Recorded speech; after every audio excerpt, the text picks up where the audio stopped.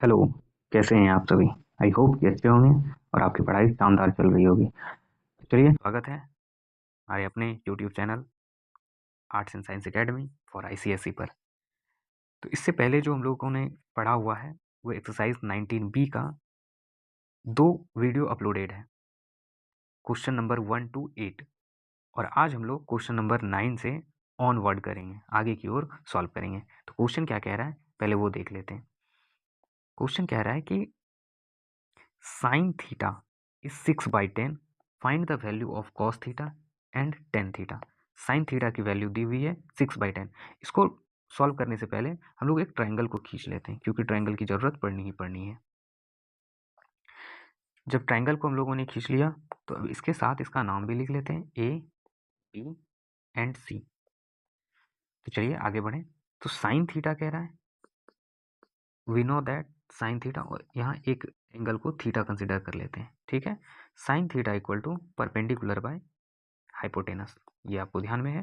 और यहाँ आप अगर ध्यान से देखो तो now this is perpendicular, this is hypotenuse and this is base. I hope कि यहाँ आपको कोई परेशानी नहीं होगी।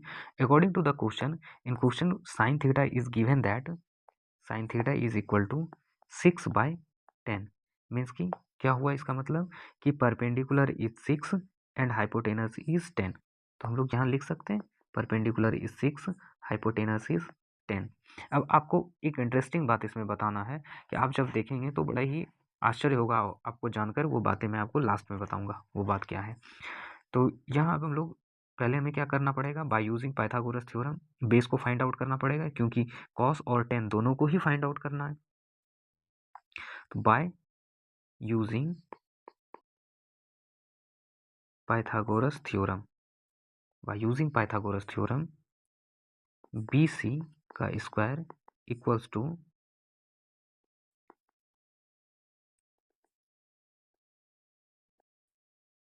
ए C square minus square of A B. यहाँ तक में कोई परेशानी नहीं। B C equal in a root square of A C minus square of A B, ठीक है। तो अब आप यहाँ देख लो कि what is the value of A C. A C is equal to 10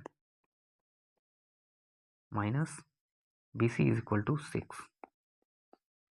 अब इसे जब हम लोग सॉल्व करेंगे तो दिस बिकम 100 माइनस 36, और 100 माइनस 36 कितना होता है आपको पता होना चाहिए कि this will B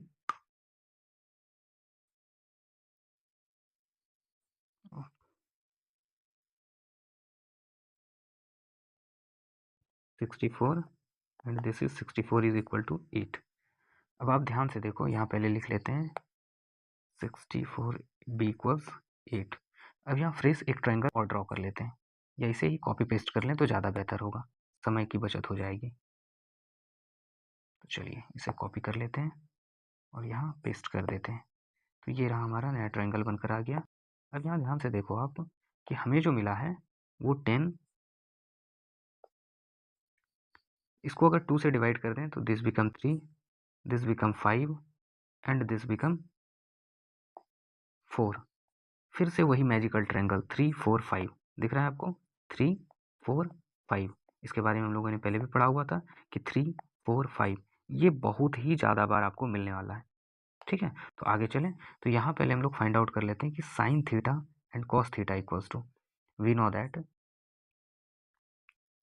cos theta equals to, यहाँ हमने गलत बोल दिया, cos theta and tan theta equals to, ठीक है। Cos theta equal to base by hypotenuse, and what is base, base is 8। हाँ, यहाँ आप ध्यान में रखना ये जो क्वेश्चन में दिया हुआ है इस क्वेश्चन के अकॉर्डिंग ही लिखेंगे, अपने मन से इसे अभी स्मॉलेस्ट टर्म में लिखने का प्रयास नहीं करेंगे, ठीक है। आप बात को समझ रहे हैं। Now this is 10। चलो क्या हो जाएगा, base base is 8 unit and hypotenuse is 10, okay. उसके बाद tan theta, we know that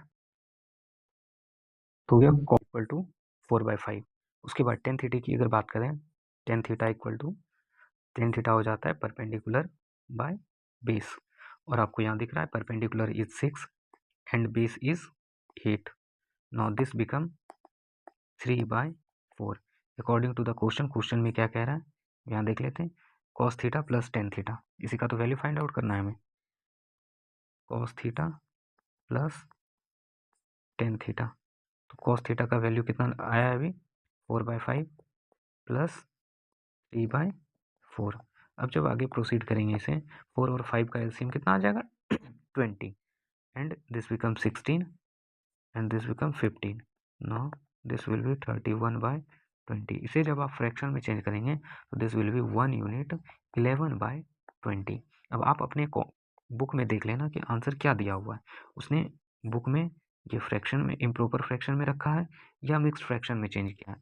तो जिस अकॉर्डिंग भी क्वेश्चन दिया गया है उसका आंसर दिया गया है बुक में, उस अकॉर्डिंग आप अपना आंसर राइट डाउन कर लेना। तो चलिए अब बढ़ते हैं अगली क्वेश्चन की ओर, क्वेश्चन नंबर 10।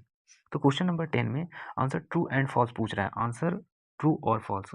तो यहाँ tan theta equal to B C by A B. अब सीधी सीधी बात समझो कि इससे पहले जब हम लोग पढ़ रहे थे तो वहाँ हम लोगों ने क्या समझा था कि जब जो जिस एंगल को रेफरेंस एंगल माना जाता है उससे लगने वाला side, no side B C will be base and this side will be perpendicular and this side will be hypotenuse. ये बात आपको क्लियर है। तो यहाँ अगर बात करें तो now this is tan theta. पहले फर्स्ट नंबर में क्या कह रहा है, ए नंबर में टेन थीटा, थीटा के लिए this side will be base, this side will be perpendicular and this side will be hypotenuse. यहाँ तक में कोई दिक्कत, आई होप कि आपको यहाँ तक में कोई परेशानी नहीं होगी। अब हम लोग आगे बढ़ते हैं और यहाँ देख लेते हैं कि tan theta equals to perpendicular by base, और परपेंडिकुलर यहाँ क्या लिखेंगे हम, perpendicular is A B, okay, and perpendicular A B and base is B C. Again second form दूसरा अगर सॉल्व करें तो b equals to sec theta, sec theta is equal to 1/cos theta. ये आपको ध्यान में है, 1/cos थीटा बोले तो 1/बेस बाय हाइपोटेनस, और इसका रेसिप्रोकल जब किया जाएगा तो h/b। यहाँ तक में कोई परेशानी आई होप कि नहीं होगी। उसके बाद हाइपोटेनस क्या हो जाएगा AC, AC is hypotenuse, okay. और फिर बेस की अगर बात करें तो बेस इज BC और CB, जो भी आपकी इच्छा हो लिखने की वो आप लिख सकते हैं। अब यहाँ से हम लोग को रिलेट करके देखते हैं। हमारे पास जो रिजल्ट आया वो रिजल्ट ये आया कि tan theta is equal to A B by B C. वहीं सेक थीटा की अगर बात करें, sec theta equal to A C by C B. तो क्या ये आंसर करेक्ट कह रहा है, ये एग्जैक्टली रेसिप्रोकल है। This answer will be false. ये जो दिया हुआ है ये स्टेटमेंट फॉल्स है। अगर यहीं इसी स्टेटमेंट की बात करें, इसमें अगर लिखा रहता cot theta equals to B C by A C, then this will be correct. उस कंडीशन में ये क्या होता, करेक्ट होता, ट्रू होता। क्यों, क्योंकि tan is cot is reciprocal of 1/10। बात समझ में आ रही है आपको। फिर आगे चलते हैं थर्ड नंबर, सेकेंड नंबर में sec theta equal to B C by A C by B C, exactly false. ये भी रेसिप्रोकल कर दिया है, फॉल्स। तो इसमें दोनों स्टेटमेंट क्या है, फॉल्स है। आगे पढ़ते हैं अगले क्वेश्चन की ओर। अगले क्वेश्चन में क्या कह रहा है कि in a triangle right angle at B, जो यहाँ दिख भी रहा है right angle at B, the ratio of A B is to B C, A B is to B C is the same as the ratio of sine A is to cos A, sine A is to cos A. तो अब यहाँ basically हमें compare जो करना है वो compare इस बात का करना है कि ए बी का जो रेशियो है, A B ratio B C, वो किसके इक्वल होना चाहिए, इसके इक्वल। तो अब इसके चेक कर लेते हैं। साइन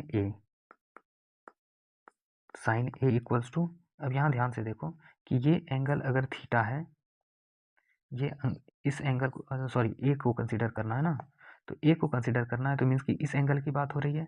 तो इस एंगल से लगने वाला जो ये साइड होगा B, A B is base, this is base, this is hypotenuse and this is perpendicular. बात समझ में आ रही है। तो what will be sine A equal to, पता है आपको कि sine theta equal to perpendicular by hypotenuse. Perpendicular कितना है यहाँ परपेंडिकुलर की अगर बात करें तो सी बी या बी सी, जो आपकी इच्छा हो लिखने की वो आप लिख सकते हो। और हाइपोटेनस क्या है? A C, hypotenuse is a सी।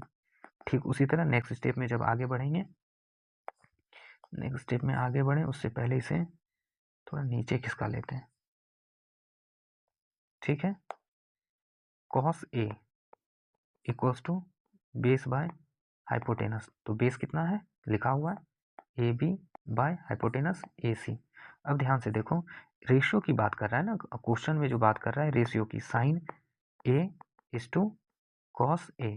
तो इसको हम लोग इस तरह से लिख सकते हैं, sine A divided by cos A हो सकता है। और साइन ए को क्या लिख सकते हैं? साइन ए को अभी हम लोगों ने फाइंड आउट किया है, सी बी बाय ए सी। और दूसरा अगर बात करें तो A B by A C, A B by A C.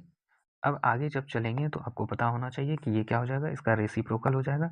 Reciprocal करने के बाद कितना आ जाएगा? रेसिप्रोकल करने के बाद C B divide by A C into A C divide by A B. कोई दिक्कत यहाँ तक में? आई होप कि नहीं होनी चाहिए। तो आगे जब चलेंगे तो इसको यहाँ आप ध्यान से देखें, ए सी और ये ए सी एक दूसरे के साथ डिवाइड हो जाएगा। और जब एक दूसरे के साथ डिवाइड होगा तो फिर यहाँ हम लोग क्या लिख सकते हैं,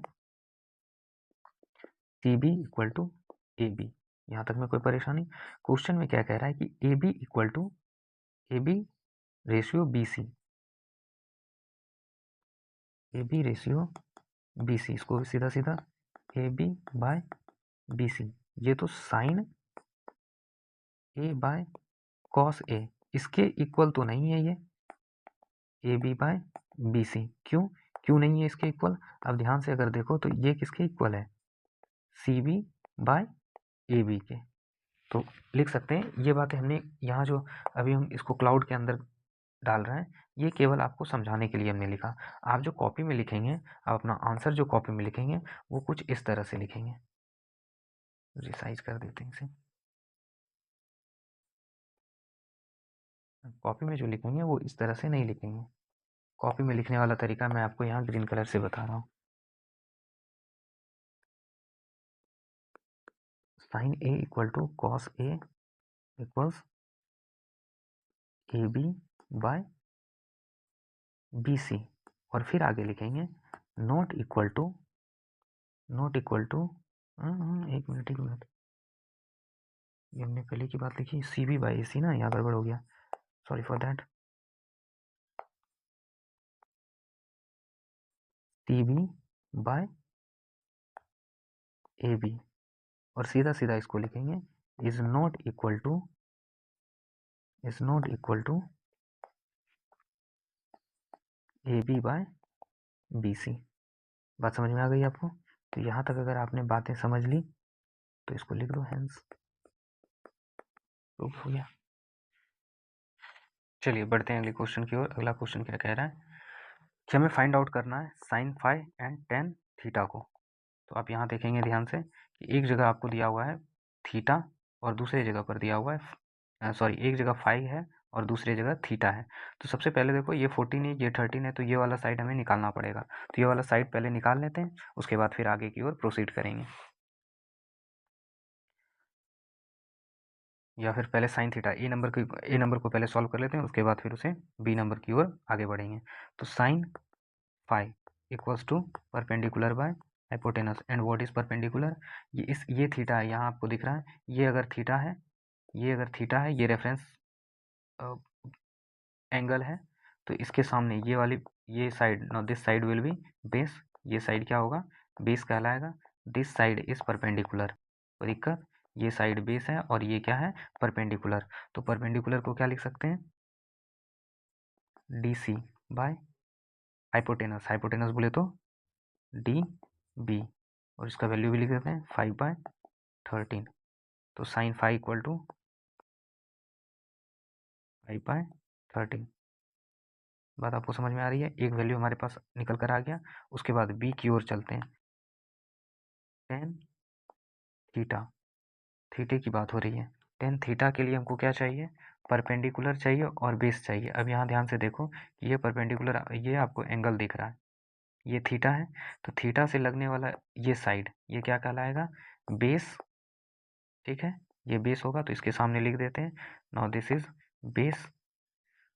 उसके बाद ये वाला साइड जो होगा ये क्या होगा, हाइपोटेनस, तो यहाँ लिख देते हैं हाइपोटेनस। और ठीक ये वाला साइड क्या कहलाएगा, दिस विल बी परपेंडिकुलर। किस ट्रायंगल के लिए, ट्रायंगल ए डी बी के लिए। यहाँ जो आपको दिख रहा है ट्रायंगल ए डी बी, इस ट्रायंगल की बात कर रहे हैं हम लोग। इस ट्रायंगल में टेन थीटा इक्वल्स टू कितना लिखेंगे, पहले by using Pythagoras theorem we have to find A D equal to, तो यहाँ लिखो by using Pythagoras theorem A D equal to root under A D का स्क्वायर माइनस बी डी का square. अब इसकी अगर बात करें तो ए बी का स्क्वायर कितना हो जाएगा, ए बी इज 14, 14 का स्क्वायर माइनस 13 का स्क्वायर, 13 का स्क्वायर तो कितना हो जाएगा, 14 का square equal to 19196 minus 169 after divide this will be 27। ठीक है, तो ये जो साइड आपको नज़र आ रहा है ये कितना हो जाएगा 27। तो tan theta equal to perpendicular by base, perpendicular कितना है 13 and base is root under 27, base is 13,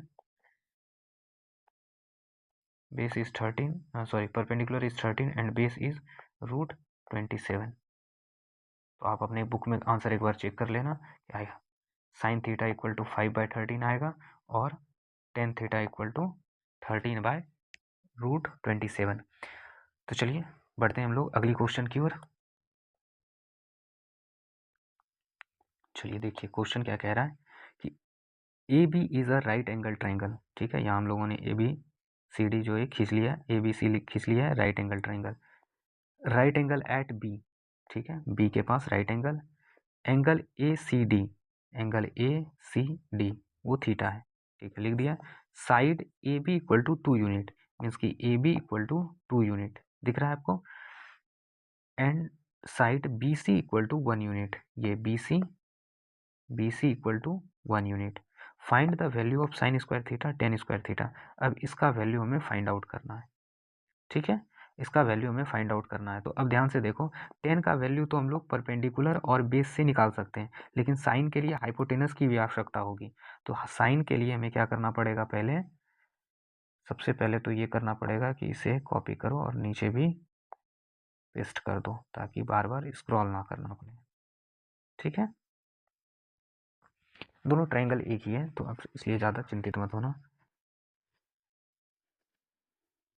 bye using Pythagoras theorem, by using Pythagoras theorem, इस हिसाब से जब चलेंगे हम लोग तो हमें निकालना क्या है, A C equals to root under